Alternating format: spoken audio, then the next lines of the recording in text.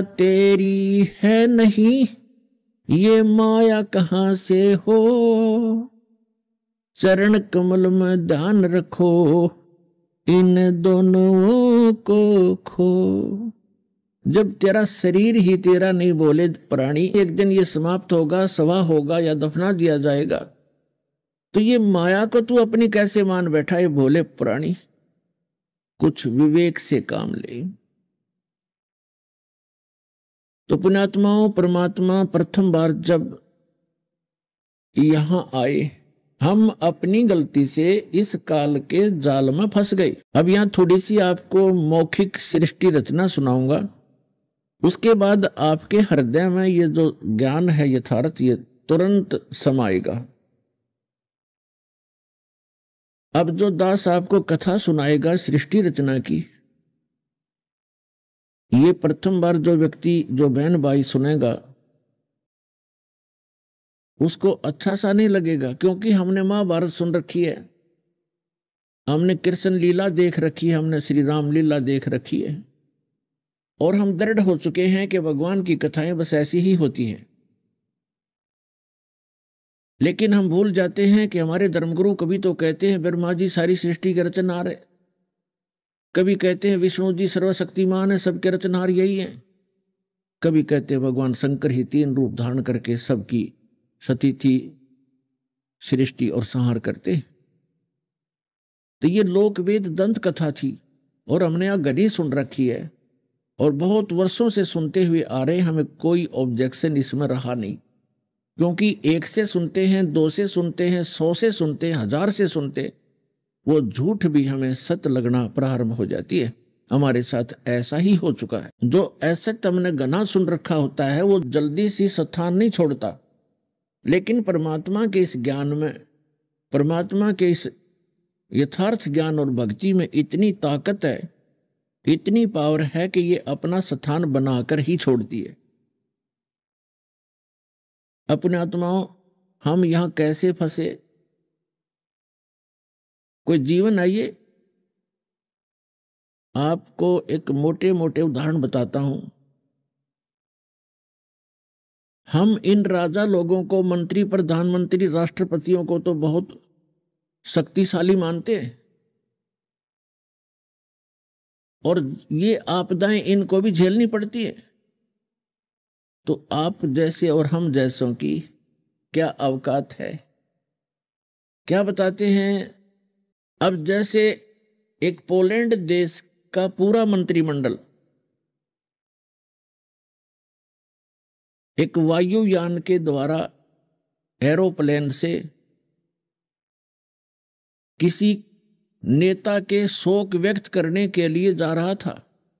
पूरा मंत्रिमंडल, जिसमें 96 सदस्य थे, व्यक्ति थे, सारे एमपी, प्रधानमंत्री और अन्य मंत्रीगण, और दुर्घटनाग्रस्त हो गए। जा रहे थे दूसरे का शोक व्यक्त करने, और आप ही मृत्यु को प्राप्त हो गए। आप तो केवल एक छोटी मोटी कोई कोठी की आशा लगाए बैठे होगे, कोई बेटा या बेटी की, या कोई छोटी मोटी प्लाट हो जावे, कोई नौकरी मिल जावे, और उन मंत्री और प्रधानमंत्री, उनकी कितनी आशाएं होंगी, वो किस आशा को लेकर जी रहे थे, और एक पल में वो आशा तो पूर्ण हुई नहीं, शरीर पूर्ण हो गया, जीवन पूर्ण हो गया अचानक, ऐसे गंदे लोक में। और हम ये बच्चों वाले खेल खेल रहे हैं। परमात्मा कहते आपकी बुद्धि को चोर ले गए, आपके पास है नहीं। बहुत से प्रमाण हैं आपके सामने। एक आंध्र प्रदेश का मुख्यमंत्री, एक अरुणाचल प्रदेश का मुख्यमंत्री। अब मुख्यमंत्री हेलीकॉप्टर से जा रहा था, और उसकी इंतजार में ना जाने कितने लोग आशा लिए खड़े थे, उनसे ये मांगेंगे, उनकी आरती उतारेंगे, उनको माला डालेंगे, और वो पता नहीं क्या क्या उम्मीद लेकर जी रहे थे, और एक्सीडेंट को प्राप्त हुए। तीसरे दिन लाश मिली उनकी, गीदड़ घसीट रहे थे उन लाशों को। तो पुण्यात्माओं, परमात्मा हमें समझाना चाहते हैं, राम नाम कड़वा लगे, राम नाम कड़वा लगे, ये मीठे लगे दाम, दुविधा में दोनों गए, भाई माया मिली ना राम। परमात्मा पाने के लिए हमने इस माया का लालच छोड़ना पड़ेगा, और परमात्मा में हम दृढ़ हो जाएंगे तो माया तो छाया की तरह आपके साथ रहेगी। पर यह विश्वास आपको हो नहीं पाता, क्योंकि हम परमात्मा से मिलने वाले लाभ को अभी तक प्राप्त नहीं कर पाए, इसलिए हमें अविश्वास सा बना हुआ है।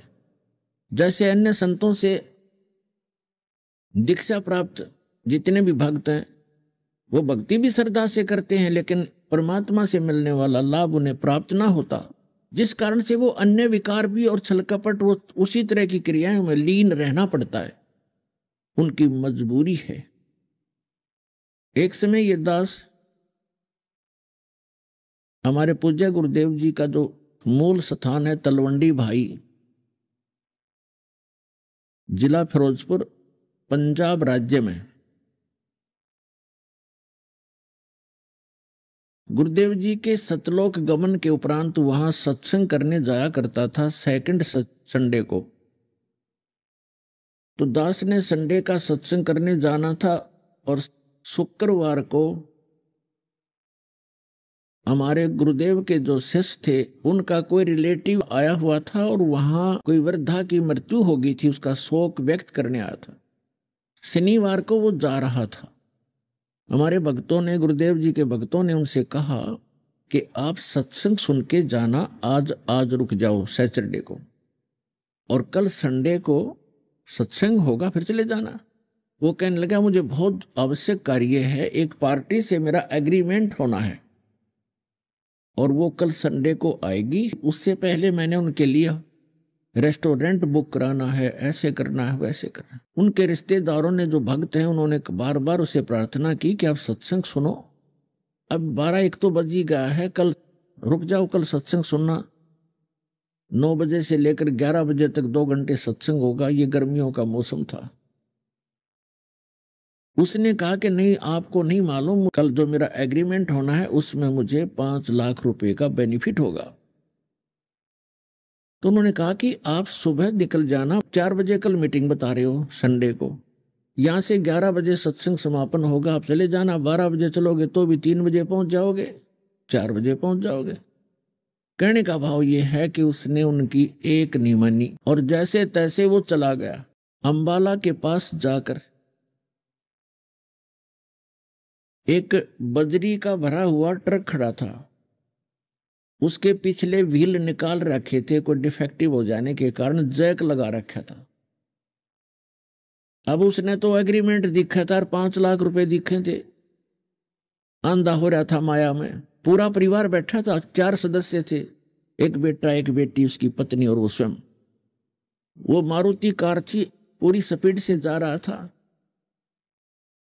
और वह करड़ाई आ रही थी उसकी, उस ट्रक के नीचे जाके टकराई वह Maruti car. At the spot तत्क्षण चारों के चारों मर गए, कचूमर निकल गया। अब चाट ले उस 5 लाख के बेनिफिट ने, सिर पर धर ले। परमात्मा हर बार कहते हैं तुम कहां मूर्ख बने बैठे हो, किस काम लगे हुए हो, जो काम तुमने करना था वो छेड़ा भी नहीं है। तो परमात्मा कहते हैं राम नाम कड़वा लागे, ये मीठे लागे दाम, और दुविधा में दोनों गए, माया मिली ना राम। जब सत्संग के लिए रुक जाता वो बोंदू, तो वह करड़ाई टल दी, और वह कित भाग के जहां थे एग्रीमेंट वाले, उन्हें भी तो जरूरत होती है।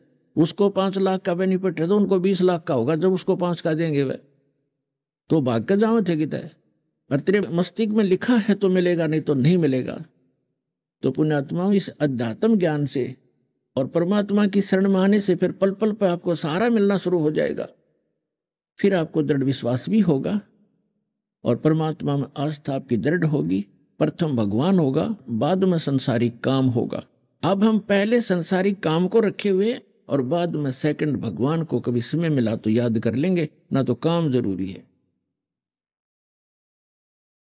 देखो, काम अवश्य जरूरी है, कार्य भी करने हैं, लेकिन परमात्मा का सहारा मिल जाने से वही कार्य बहुत आसानी से होते हैं। जैसे पहले हमने देखा दास का जन्म एक किसान परिवार में हुआ, तो पहले हाथ से हमारी माताएं आटा पीसा करती थी, हाथ से हमारे माता पिता पशुओं का चारा काटा करते थे। एक मशीन चल रही थी सर्कल वाली, एक चक्कर से की, और फिर पावर का कनेक्शन ले लिया बिजली का। अब उस पावर से वही आटे की मशीन, वो चक्की, जब 1-2 घंटे में हमारी माता मुश्किल से 5 किलो पीस पाव थी, और 2 घंटे में वह 2 क्विंटल आटा पीस दे चक्की। तो कहने का भाव ये है, ऐसे ही पशुओं का जो चारा काटने की मशीन भी पावर से चलने लगी, कटाकट मिनट में ढेर लगा देती है। तो परमात्मा की पावर मिलने के उपरांत आपके जो कार्य हैं वो भी ऐसे पावर ही चलाएगी, और बहुत ही अच्छी स्पीड से होंगे, घने होंगे। पर अभी तक आपको ये विश्वास बन नहीं पा रहा, क्योंकि आपको जहां से कनेक्शन प्राप्त है वो पावर हाउस नहीं है। वो तो किक करके लटक तार बांध कर आपको कनेक्शन दे रहे हैं और उसको पावर हाउस बता रहे हैं। उदाहरण के तौर पर जैसे ये राधा स्वामी पंथ है, राधा स्वामी पंथ श्री शिवजाल जी से चला, आगरा वाले से, पन्नी गली वाले से। उनका कोई गुरु नहीं। अपने आत्माओं, जब गुरु नहीं है तो वो पीछे कनेक्शन है नहीं किसी से। तो वो शिवजाल जी एक कीकर का लटकर बांध रहा था तार, और उसे आगे कनेक्शन दे दिया सबको, और सब ने ये लगा कि ये बहुत अच्छा इंजीनियर है और इसने ठीक से ही कनेक्शन ले रखा होगा। और जिस कारण से आज 20-20 वर्ष राधा स्वामी, धन धन सतगुरु और ये जय गुरुदेव और जितने भी ये उससे निकले हुए पंथ हैं, वो सारे ऐसे ही समझो।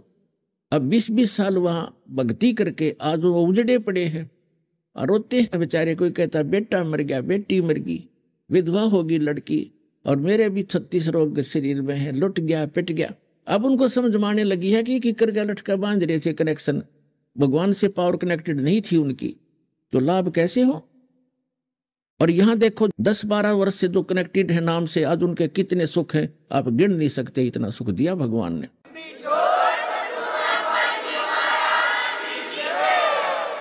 तो पावर से कनेक्शन होगा तो आपके सारे काम चलेंगे। और दूसरी बात यह कि आपने यहां से दीक्षा ले ली, आपका कनेक्शन तो हमने जोड़ दिया, आपने जाकर के वही नियम भंग कर दिए, वहां कनेक्शन कट गया। फिर आप आते चक्कर भी लगाते रहते हो और कहते हो हमें तो नाम भी ले रखा, कोई लाभ नहीं हो रहा। तो कनेक्शन कट गया, वो पावर मिल नहीं रही आपको, तो लाभ कैसे होंगे। तो आपने कनेक्शन को ठीक रखना है, मर्यादा भंग नहीं करनी। यहां ऑटोमेटिक कनेक्शन कटेगा आपका। आप जरा सी भी मर्यादा भंग कर दोगे, भगवान साथ नहीं देगा।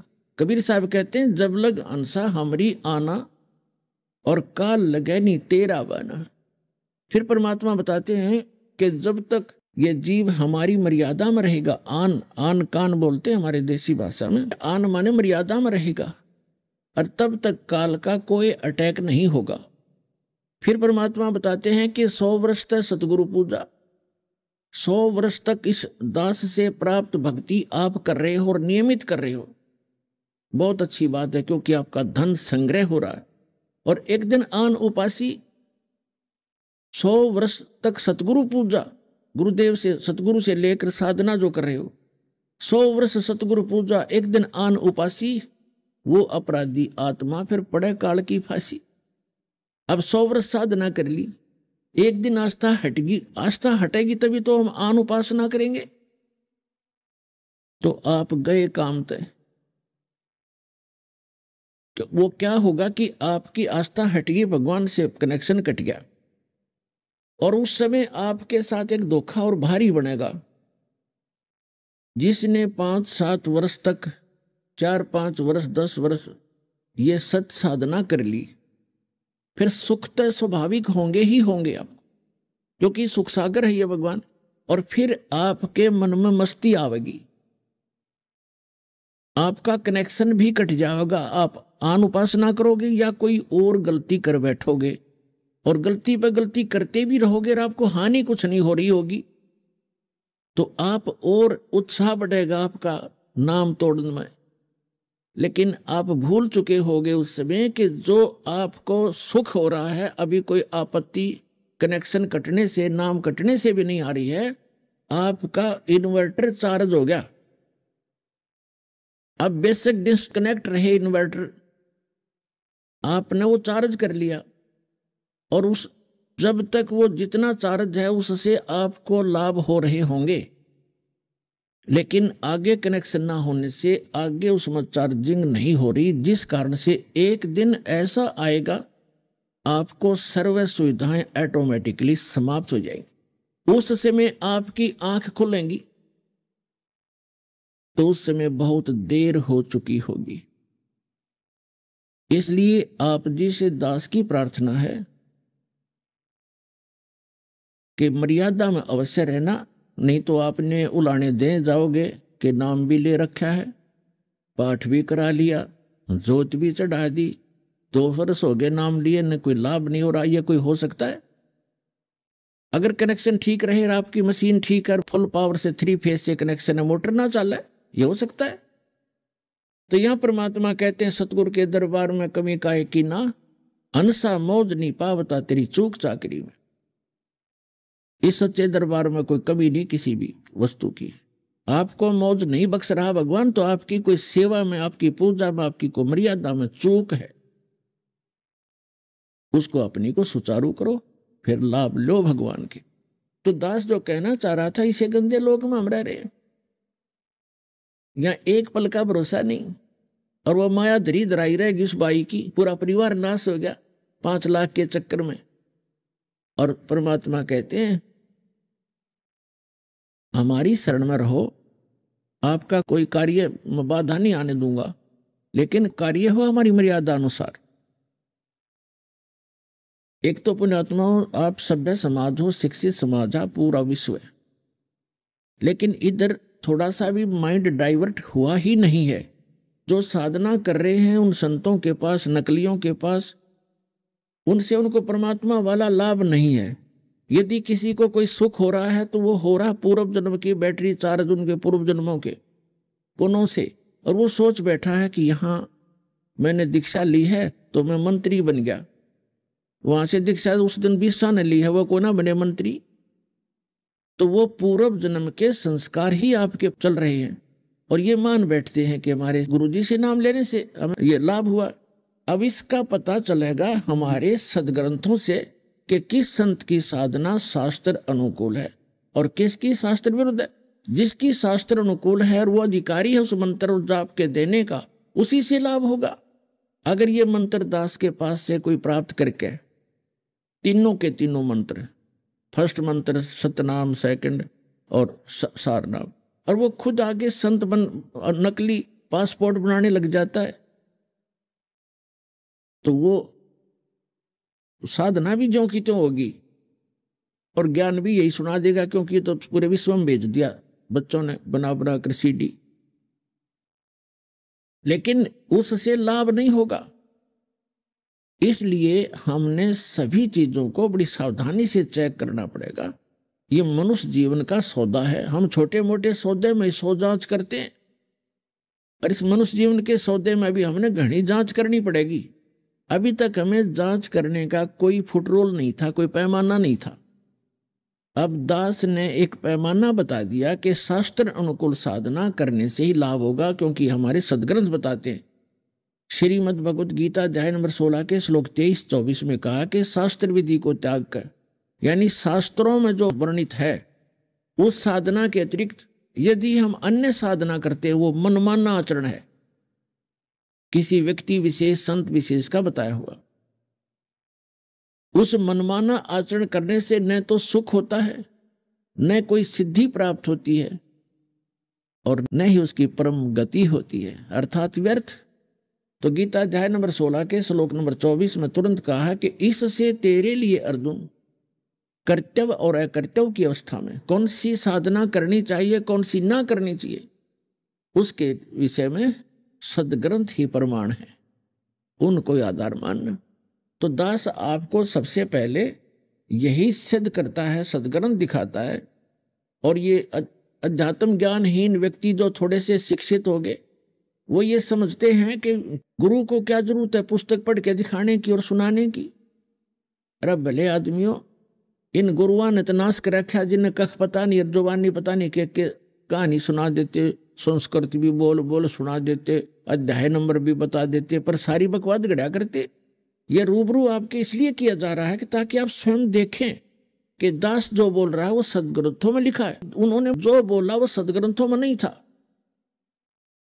और इस करके हम उनको विद्वान मान लिया, क्योंकि उनको कंठस्थ याद थे, चारों वेद भी याद थे। ऐसे ऐसे ऋषि हुए हैं जिनको चतुर्वेदी कहते, और जिनको तीनों वेद कंठस्थ याद थे उनको त्रिवेदी कहा जाता था। जिनको 2 वेद कंठस्थ याद थे वह दिव्यवेदी कहलाते थे। और कख पता नहीं उन वेदों का घोट घोट रखे थे। तो हम यहां मार खा रहे हैं और अभी तक खा रहे हैं। आम व्यक्ति, जैसे एक बहन कह रही थी कि मेरी सास को मैंने कहा कि आप देखिएगा एक संत का सत्संग आता है, तो दास उस दिन सत्संग सुना रहा था, टीवी पर चल रहा था, और वो राधा स्वामी से दीक्षित थी। राधा स्वामी के ही बारे में जानकारी दी जा रही थी, फिर गीता का प्रमाण दिया जाता था। उर्दू मूलो मध्य शाखे 15वें अध्याय का 1 से 4 सत्संग सुनाया जा रहा था। उसमें उल्टा लटका हुआ वृक्ष दिखाया जा रहा था। तो बुढ़िया ने वो वृक्ष देख कर फिर आया राधा स्वामी के बारे में चर्चा, तुरंत बंद कर दिया टीवी। उसकी बहू जो पुत्र वधू थी वो यहां से दीक्षित थी, तो बुढ़िया ने बंद कर दिया टीवी। कहते निंदा करता है, ये दरख्तों में रब भालदा है, पंजाब की बात है।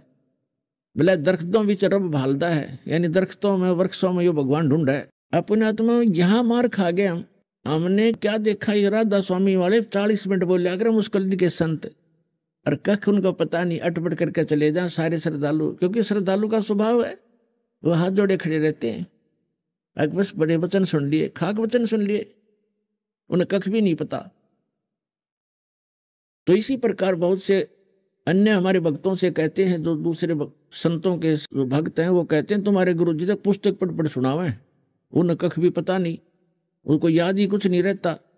मेरा याद तो सारा है, पर भाई बिना दिखाए काम ना चला, विश्वास नहीं हो सकता। तो इसलिए पुण्यात्मा इतना जटिल बना रखा था इस भक्ति मार्ग को और इस अज्ञान को इतना रंग दिया, हमारे हृदय में ठोक दिया था। अब दास ने उसको हटाना और निकालना बड़ा दुर्बर हो रहा है। पर परमात्मा ने दया करी, अपने बच्चों को पहले शिक्षा दी और ऐसे इंस्ट्रूमेंट बनवा दिए, ये मीडिया और चैनल, और साथ में ये CD DVD बनवा दी, मोबाइल के अंदर ऐसी बढ़िया सिस्टम करवा दिया। ये गॉड गिवन है, ये सारा कुछ आपके लिए। न 43,20,000 वर्ष है चतुर्युग के अंदर, सतयुग त्रेता द्वापर में, और ये लगभग 40 लाख वर्ष चालिए, अभी तक ना हुई है कुछ भी व्यवस्था। और अभी 10 वर्ष से ज्यादा 10 वर्ष हुए हैं। इस 10 वर्ष से मालिक ने ये डूंडा उठा दिया, मोबाइल बनवा दिए, इनमें सारा सत्संग सुनो। पहले बकवाद भरा कर दे, सत्संग भरेंगे बच्चे, आप सुनाएंगे, परिवार को सुनाएंगे, कोई रिश्तेदार आएगा उसको सुनाएंगे बैठ के, देखो सत्संग सुनो, अपना उद्धार, आने वाले जो वहां आएंगे उनका उद्धार। और इसलिए परमात्मा ने ये ऐसे उपकरण बनवाए हैं जिससे आप जिस सदग्रंथों को स्वयं देखेंगे और फिर भगवान को पहचान कर अपना कल्याण करवा लोगे। अब जो प्रसंग चल रहा है, ये दास आपको बताना चाह रहा है कि ऐसे लोक में और आप रह रहे हो, एक पल का भरोसा नहीं, ना जाने के हो जा, के बीत जा किसके संग में। बाकी हम शेष अपना अटकलबाजी से जी रहे हैं, हम अभी नहीं मरेंगे। जो मृत्यु को प्राप्त हो गए वो अभी ये सोच रहे थे हम नहीं मरेंगे। तो इसका विकल्प क्या है ये भी बताया जाएगा आज के सत्संग में। ये तो बता ही रहे हैं दास के, इस दास से उपदेश लो, दीक्षा प्राप्त करो। जो प्रसंग चल रहा था कि 100 वर्ष सतगुरु की पूजा, एक दिन आन उपासी, और वो अपराधी आत्मा फिर पड़े काल की फांसी। अब क्या होगा, जैसे 100 वर्ष यानी 10-20 वर्ष जैसा भी आपका जीवन है, तो कह परमात्मा एक उदाहरण दे रहे हैं। और एक दिन आन उपासना आपने कर ली तो आपका काम बिगड़ जाएगा। अब फिर परमात्मा ने एक ऑप्शन बताया है कि किसी कारण से कनेक्शन भी कट गया। अब जैसे आपने आन उपासना कर ली, यानी आपका नाम खंड हो गया, तो पिछली भक्ति नष्ट नहीं हुई आपकी, ये चिंतित ना होना। पिछली भक्ति उसकी नष्ट होती है जो गुरुद्रोही बन जाता है, यानी गुरु जी के की निंदा करना शुरू कर देता है। यहाँ से दीक्षा छोड़ भी दी, नाम छोड़ भी दिया, और फिर वो निंदा करने लग जाता है, किसी भी कारण से यहाँ से विमुख होकर जाता है, तो गलती तो उसकी अपनी होती है। फिर वो कर्महीन इंसान गुरु के अंदर अवश्य सैकड़ों दोष लोगों को बताता है झूठे, तो वो गुरुद्रोही कहलाता है। तो उस गुरुद्रोही से तो बात भी करने में आपको हानि होगी। अन्यथा जब तक ये जीव गुरुद्रोही नहीं होता, भले ही नाम छोड़ देता है, तो पिछली जो भक्ति है वो उसकी सुरक्षित रह जाती है। या तो उसका लाभ है दोबारा नाम लेवे और फिर से भक्ति चालू कर ले, तो पिछली तो है ही संग्रहित, आगे चार्जर फिर लग जाएगा। और जो हो गया गुरुद्रोही, उसका सारा वो भक्ति नष्ट हो जाती है, उसकी पिछली भक्ति बिल्कुल नहीं रहेगी, इस जन्म की उसमें आग लग जाती है। तो आदरणीय गरीबदास साहब जी कहते हैं कि गुरुद्रोही की पैड़ पर जय पग आवे वीर, और 84 निश्चय पड़े नो सतगुरु कहें कबीर। आदरणीय गरीबदास साहब जी गांव छुरानी, जिला झज्जर, हरियाणा वाले अपने परमात्मा कबीर जी से प्राप्त उस ज्ञान को, यथार्थ अध्यात्म ज्ञान को जानकर किस प्रकार बताते हैं। गुरुद्रोही की पैड़ पे जय पग आवे वीर, और 84 निश्चय पड़े नो सतगुरु कहें कबीर। यदि कोई गुरुद्रोही है और गुरु जी की निंदा कर रहा है, और उसके साथ आप हाँ में हाँ मिला रहे हो, आप उसको यस कर रहे हो, तो आपने पैड़ पे पैड़ रख ली, कदम से कदम मिला लिया। पैड़ पे पैर रखना, पग रखना, यानी उसकी यस में यस कर दी, तो आपकी भी भक्ति नष्ट हो जाएगी। तो इसलिए कहते हैं गुरुद्रोही की पैड़ पे जय पग आवे वीर, 84 निश्चय पड़े, 84 लाख योनियों में पक्का जागा वो व्यक्ति नो सतगुरु कहें कबीर। इसलिए ये बिजली जैसा करंट समझ लेना, इससे इतना डरना पड़ेगा। ये मर्यादाएं हैं, तो मेन मर्यादाएं। छोटी मोटी गलतियों से, किसी व्यवस्था के कारण, मजबूरी के कारण को खंडित भी हो जाता, तो नाम उसमें पिछली भक्ति नाश नहीं होती, और तुरंत उसको आके अपना सुचारू करवा ले, आगे उन गलतियों से बचे। अब ये दास देख रहा है कि समाज भगत और जगत का सदा से ही बैर रहा है, विरोध रहा है, क्योंकि भगत ने जो क्रियाएं करनी होती हैं वो भक्ति को सुचारू रखने के लिए करनी पड़ती हैं, और समाज की क्रियाओं को करते हुए हम भक्ति पर नहीं चल सकते। इसलिए कुछ दिन समाज में विरोध भी होगा, पर नम्रता से पेश आना, झगड़ा ना करना, भगवान को साक्षी रखना, परमात्मा के सामने प्रार्थना करना कि मालिक इनको सद्बुद्धि दो जो हमारा विरोध कर रहे हैं। फिर एक दिन उनको भी आवश्यकता भगवान की, वो भी आएंगे, उन्होंने ज्ञान सुना नहीं है, इसलिए वो कई जगह आपने सुना है कि गांव में विरोध कर देते हैं, कुल के लोग भी विरोध कर देते हैं, खुद परिवार के सदस्य भी विरोध कर देते हैं। करने दो उनको, पर आप अपनी क्रिया को छोड़ना नहीं, भक्ति करते ही रहना। और किसी कारण से कोई मजबूरी व्यवस्था के कारण हो भी जाता है, तो परमात्मा से हृदय से माफी मांगना, अपनी व्यवस्था प्रकट करना दाता के सामने, और फिर दोबारा आकर के अपना कनेक्शन फिर से चालू करवा लेना यहाँ आकर के, फिर कोई हानि नहीं होगी। तो यहाँ परमात्मा कहते हैं कि गुरुद्रोही की पैड़ पे, पैड़ माने उसके पैर के चिन्ह पर जहां से वो गुजरा है। एक तो पैड़ होती है, जैसे गुरुद्रोही जा रहा हो और उसके पीछे आप जा रहे हो, ये नहीं कि उसके कदम पर कदम रखेगा उसके चिन्ह पर, ऐसा नहीं। पैड़ पे पैड़ रखना, कदम से कदम मिलाना, कदम से कदम मिलाना मीन उसकी सब बातों को आप स्वीकार करना। कर लेते हो तो वो गुरुद्रोही की पैड़ पे पैर रख दिया आपने। जैसे कोई आपके गुरुजी की निंदा भी कर रहा है, आप कहीं बैठे हो, जैसे बस में बैठे हैं, और दूसरी सीट वाला ही ये बातें करना शुरू कर देता, तो आप कहाँ जाओगे? तो आपके हृदय में ये उससे लड़े नहीं, क्योंकि लड़ने से तो बात बिगड़ती है भगत की, उससे लड़े नहीं, और उससे द्वारा जो बकवाद की जा रही है वो आपके हृदय में घर करे नहीं कि ये वैसे नींद में बन रहा है, बांधन दे, भौंकण दे, इसको कुछ जवाब नहीं देवे। और जवाब देवे तो भी नम्रता से देवे कि भाई साहब या बहन जी आप भ्रमित हैं, हम वहां जाते हैं, हम गुरुजी से संपर्क में हैं, आप सुनी सुनाई कह रहे हो, तो आप भ्रमित हैं। अगर फिर भी वो नहीं मानता है तो फिर एक आधा प्रमाण जितना विनम्रता से दो, झगड़ा नहीं करा करते वक्त, फिर भी नहीं मानता, तो फिर ये सोच ले कि इसने काल की भांग पी रखी है। और नशे में आदमी कुछ भी कह सकता है, भौंकने दे, कहने दे इसको, उसको कहे नहीं कि भौंक ले, लड़ाई हो जाएगी फिर तय, अपने मन में रख है, करने दे इसने जो कह रहा है। तो वो आपने पेड़ पे पेड़ नहीं रखी। अब कोई घर का सदस्य ही ऐसा हो जाता है नालायक, जिसने ज्ञान नहीं सुन रखा, तो वो भी आपका विरोध कर सकता है, सुनी सुनाई बातों से वो भी गुरु जी की निंदा कर सकता है। तो उसको ऐसा थोड़ा घर से निकाल देंगे या हम भाग जाएंगे, उसकी यश नहीं करे उसकी बातों की, तो आपने वो निंदा सुनी नहीं। और यदि आपके हृदय में भी कोई थोड़ी बहुत त्रुटि आ जाती है, तो आपने वह निंदा सुन ली, आपको भी उतनी ही हानि हो गई। अपने आत्मा उसके लिए विकल्प आपको बता ही दिया है कि पुनरुपदेश लेवे और आगे ऐसी त्रुटियों से बचे। अब जो प्रसंग दास आज सुनाना चाह रहा था कि आप यहां इस लोक में क्यों फंस गए, या कोई चीज भी ऐसी नहीं जो सुरक्षित, तो यहां का राजा सुरक्षित नहीं, तो प्रजा कैसे सुरक्षित होगी? फिर हम रह क्यों रहे हैं यहां पर? क्योंकि हमें परिवार हमारा प्यारा लगता है, बच्चे प्यारे लगते हैं, माता पिता में मोह है, संपत्ति हमारी लगती है। तो यह भूल है अपनी। ठीक है, जो प्यारे लगते हैं वो तो अच्छी बात है, लेकिन जो संपत्ति अपनी मानते हो, परिवार अपना मानते हो, यह अपनी भूल है। अगर हमारा हो तो हमारे पास रहे, ये जा क्यों रहे हैं बारी बारी? तो ये अपना नहीं है, ये अपनी भूल है। और ये हमारे बस की बात भी नहीं है, क्योंकि हमारे ऊपर इन तीनों गुणों का इतना भयंकर प्रभाव है, इतना जबरदस्त प्रभाव है कि हमारे बस की बात नहीं।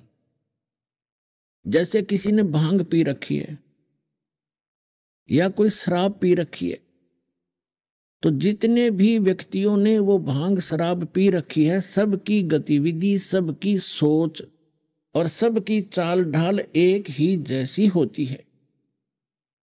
कबीर साहब कहते हैं, कबीर ये माया अटपटी सब गट आन अड़ी, और किस किस को समझाऊं या कुएं भांग पड़ी। अब जैसे किसी कुएं में कोई 1 क्विंटल भांग डाल दे, अब जितने भी उस कुएं के जल को पिएंगे तो सभी को वो नशा होगा। 1000 पिएंगे ना, 1000 भी एक जैसी गतिविधि करेंगे, एक जैसी भाषा बोलेंगे, और ऐसे चलने का उनका अंदाज होगा। तो परमात्मा कहते हैं, इस काल ने 21 ब्रह्मांड वाले अपने कुएं में या त्रिगुणमयी माया की भांग डाल रखी है। कबीर ये माया अटपटी सब गट आन अड़ी, और किस किस ने समझाऊं या कुएं भांग पड़ी। अब इस भांग को उतारने के लिए एंटीबायोटिक ये वस्तु हैं, जो ये ज्ञान है और ये मंत्र हैं, इससे ये आपकी भांग उतर जाएगी। और ये भांग उतरने के बाद फिर आपको पता चलेगा कि मैं कहां रह रहा हूं। जैसे एक शराबी शराब पी के, जैसे हरियाणा जैसे क्षेत्र में, राजस्थान जैसे क्षेत्र में, राज्य में शराब पी करके बाहर पड़ा गर्मी में दिन के 12 बजे, और बुरा हाल, पसीना पसीना हुआ है, रेत में लिपटा पड़ा है। उसको कोई कहे कि उठ भाई, आप तो बहुत गलत स्थान पर पड़े हो, चलो आपको छाया में बैठाता हूं, आपको प्यास भी लगी होगी। तो वो पड़ा पड़ा गदा जोड़ दे मौज हो रही है। अब उसको पता ही नहीं तो पड़ा कहाँ है, क्योंकि वो होश में नहीं है, उस नशे से बोल रहा है। और जब वो होश में आएगा, सचेत होगा, वह शराब उतर जाएगी, उसकी नशा उतरेगा, तब वो देखेगा और उसको कोई बताएगा कि तू यहां पड़ा था कल, तो उसको स्वयं महसूस होगा कि मैं गलत जगह पड़ा था, अरे यह शराब पीनी नहीं चाहिए। उस समय तो मन में आओगी, पर सामने फिर घुटी ला बैठेगा। तो कहने का भाव ये है कि हम सत्संग सुनते हैं, सत्संग सुनने के बाद हमें पता चलेगा या भांग उतरेगी, शराब उतरेगी, नशा इस काल का, इस झूठे सुख को सुख है, ये मान रहा मनमोद, ये सकल चबीना काल का, कुछ मुख में कुछ को। फिर आपको जब यह नशा उतर जाएगा, सत्संग रूपी एंटीबायोटिक ये टेबलेट खाते हैं, फिर आपको महसूस होगा कि हम कहाँ रह रहे हैं, यह कोई स्थान है जिसमें हम रह रहे हैं। तो ये एंटीबायोटिक सत्संग आपको इसलिए सुनाया जा रहा है कि ताकि आपका ये नशा उतरे जहां पर रह रहे हो और जिसको आप अपना मान रहे हो। फिर परमात्मा कहते हैं कि यदि आपने ये ज्ञान समझ में आ गया और आपके बच्चे हैं, आपका परिवार है, बहुत अच्छी बात है, क्योंकि ये भी भगवान के बच्चे हैं। इनमें प्यार, इनमें मोह, इनके प्रति अच्छा स्वभाव भाव वर्तना, अच्छा व्यवहार करना, तो ये हमारा नैतिक फर्ज बने है। लेकिन इनको भी अगर सुरक्षित रखना चाहते हो, जब तक आपका जीवन है, ये बेमतलब की जो दुर्घटनाएं होंगी, अकाल मृत्युएं होती हैं, तो इनसे दुख होता है हमारे को। बच्चा मर गया, कोई पत्नी मर गई, कोई पति मर गया, किसी को कैंसर होगी, तो उनसे बचने के लिए परमात्मा कहते हैं आप मेरी द्वारा दी गई ये साधना करो, ये मंत्र जाप करो, मैं तुम्हारी फिर रक्षा करूंगा, अकाल मृत्यु नहीं होने दूंगा। तुम्हारे बच्चे तुम्हें प्यारे लगते हैं, पांच पिता प्यारे लगते हैं, तो ये तभी ये प्यार बना रहेगा जब सत भक्ति करोगे, ये भी सुरक्षित रहेंगे। जब तक आप यहां रहोगे, आप यहां भी ठीक रहोगे और भगवान बच्चों को भी सद्बुद्धि देगा, आपकी भक्ति बनेगी, आपकी वृद्धावस्था भी अच्छी तरह व्यतीत होगी, क्योंकि सत्संग सुनने वाले और भक्ति करने वाले बच्चे, पुत्र वधू और पुत्र अपने आप विनम्र हो जाते हैं, उनके अंदर दया भाव भर जाती है और कोई लोभ लालच से वो सेवा नहीं करते, वो एक अपना नैतिक कर्तव्य जानकर फिर सेवाएं करते हैं। तो आपकी वृद्धावस्था भी सुथरी बीतेगी, भगवान की कुछ भक्ति साथ देगी, कुछ बच्चों में परमात्मा उनमें भाव अच्छा भरेगा। तो इस प्रकार परमात्मा कहते हैं जब तक आप यहां रहो इस गंदे लोक में, तो हमारी शरण ग्रहण करो, आपको यहां भी सुख दूंगा। और जब यहां से जाओगे, विमान में बैठकर जाओगे, आपको महसूस ही नहीं होगा कि आपकी मृत्यु हुई। आप शरीर छोड़ोगे पता नहीं चलेगा, क्योंकि ये तो एक ऊपर का खोखा है, ये तो सबसे गंदा बॉडी है जो हमें प्राप्त है, और इसको हम फाइनल मान रहे हैं, तो बहुत अच्छा है। ये अच्छा इसलिए है कि इससे हम भक्ति कर सकते हैं, ना युक्ति अच्छा नहीं। और इस भक्ति के लिए ये सबसे अच्छा है, क्योंकि ये मानव शरीर बार बार प्राप्त नहीं होता, इसलिए इसका सदुपयोग करें।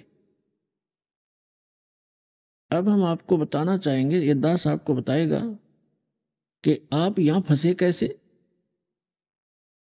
सबसे पहले आपको इस भक्ति मार्ग में लगने से पहले, इस ज्ञान को ग्रहण करने से पहले सृष्टि रचना का ज्ञान होना अनिवार्य है।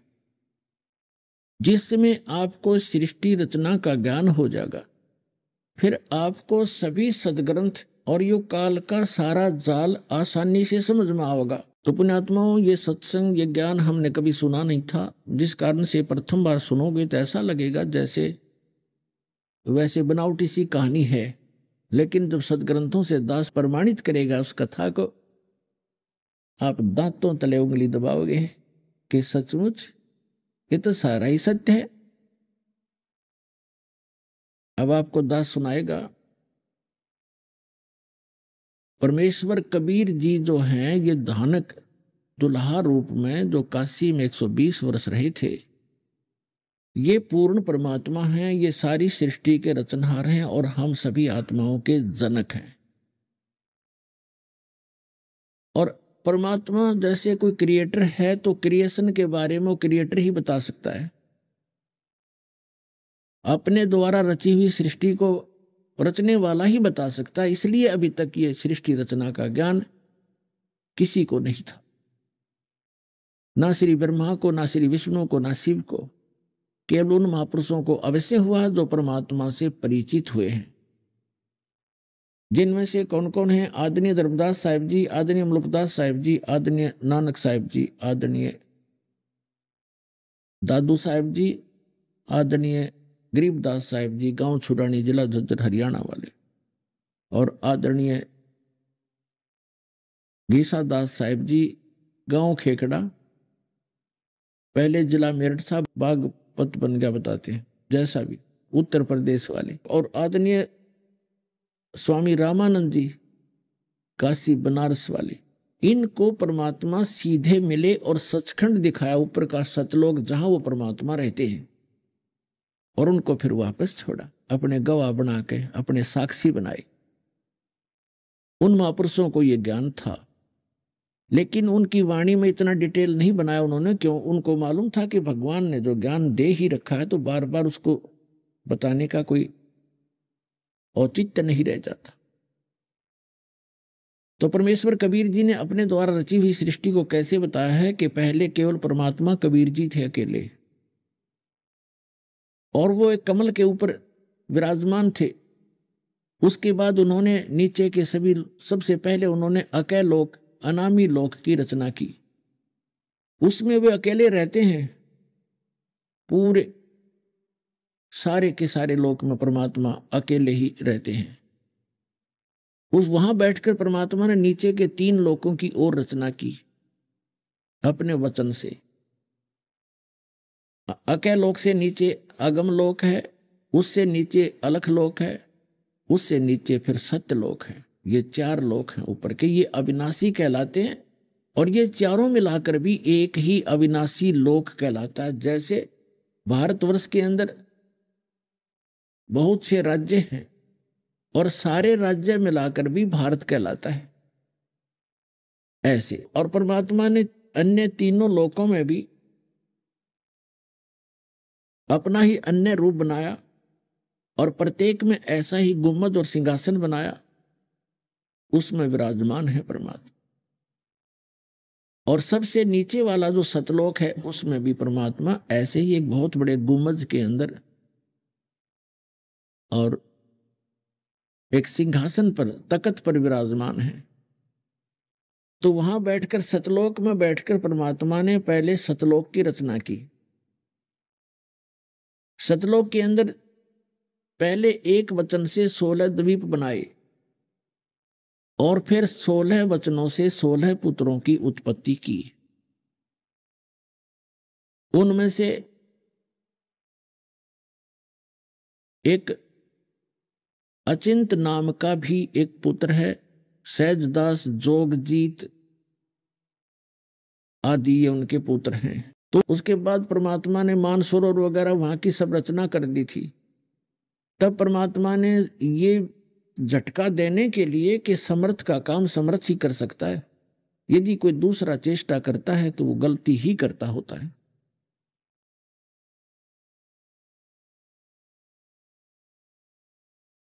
तो परमात्मा ने अचिंत अपने पुत्र से कहा कि आप सृष्टि रचो।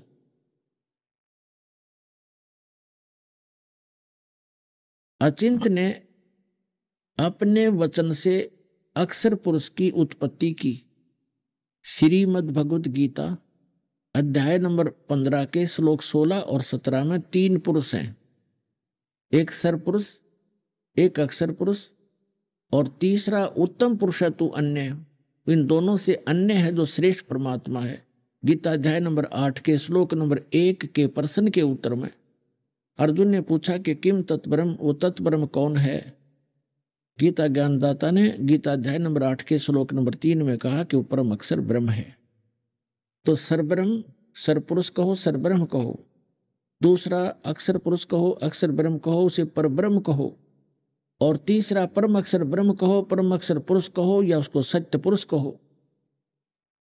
वो तीसरा परमात्मा परम अक्षर पुरुष है, उसको हम सत्य पुरुष कहते हैं। अचिंत ने अक्षर पुरुष की उत्पत्ति की और उससे कहा कि आप मुझे सृष्टि रचना में सहयोग दें। ये काफी और भी बहुत सा प्रकरण है, लेकिन हमने जितना आवश्यक है उतना ही हमको बताएंगे आपको। तो अक्षर पुरुष वहां से उठकर मानसरोवर के अंदर चला गया। वहां अपना जो बॉडी है वो श्वास से नहीं चलता और इसलिए वहां अमर शरीर है हमारा। तो मानसरोवर के अंदर जाकर वो आनंद से लेट गया, निंद्रा आ गई। काफी समय बीत गया।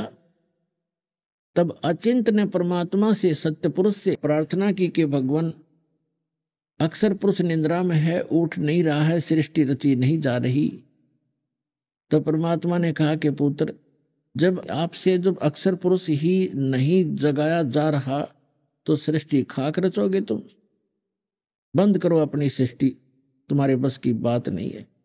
इस बात से अचिंत बहुत बहुत शर्मिंदा हुआ और अक्षमा याचना की कि भगवान आगे से कोई हम ऐसे काम नहीं करेंगे, आपकी आज्ञा से ही मैंने ये सब कुछ किया था। तो परमात्मा ने कहा कि मैंने इसलिए तुझे आज्ञा दी थी कि तुम्हारे अक्षमता का आपको पता चल जाए कि जिसका काम उसी को साजे और करे तो मूर्ख बाजे।